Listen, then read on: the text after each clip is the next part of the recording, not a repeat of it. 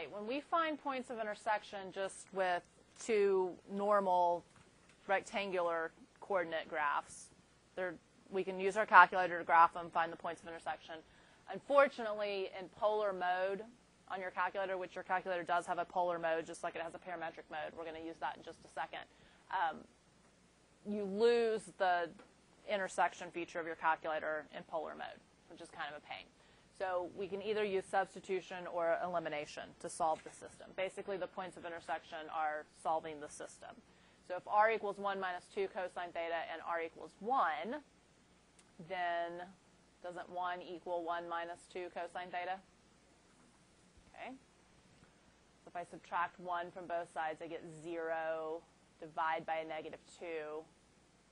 I get that the cosine of theta equals 0.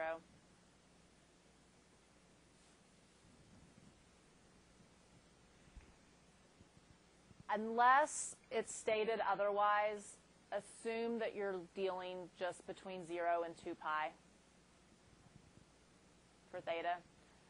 So where does theta, what angle has a cosine of 0? Pi over 2 and, yeah, negative pi over 2 would be 1, but between 0 and 2 pi, it would be 3 pi over 2. Okay, good.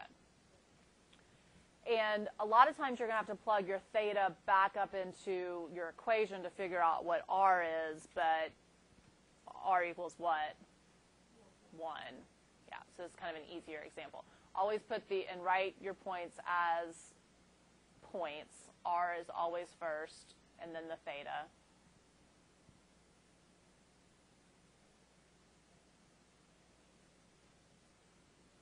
Both of these equal r, so I can set them equal to each other.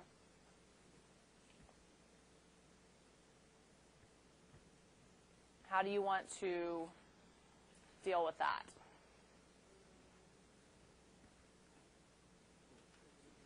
Subtract 1 from both sides. Let's at least start there. So negative cosine theta equals negative sine theta.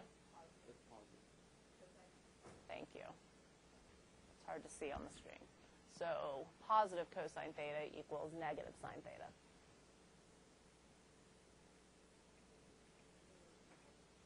Okay, negative tan theta equals 1.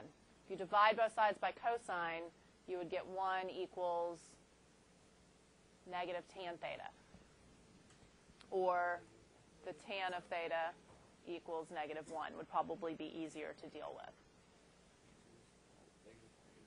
Okay, negative pi over 4, which in terms, and unless otherwise told, remember, find all the values between 0 and 2 pi. So negative pi over 4 would be 7 pi over 4. And there's one more angle that has a tangent of negative 1 because of all students take calculus. One of them is going to be in the 4th quadrant and one's going to be in the 2nd quadrant, so 3 pi over 4. All right, so now I need to find the r values. So do you want to plug into 1 plus cosine theta or 1 minus sine theta? Okay. So r is going to equal 1 plus the cosine of 7 pi over 4. Okay, that's a 45-degree reference angle. The cosine of 45 is 1 over root 2. In the 4th quadrant, it's positive, so 1 plus 1 over root 2 is my r value, and theta is 7 pi over 4. So there's 1 point. And then plug the 3 pi over 4 in for theta, so 1 plus the cosine of 3 pi over 4. Same reference angle of 45 degrees, so 1 over root 2, but 3 pi over 4 is in the 2nd quadrant, and cosine is negative. So 1 minus 1 over root 2,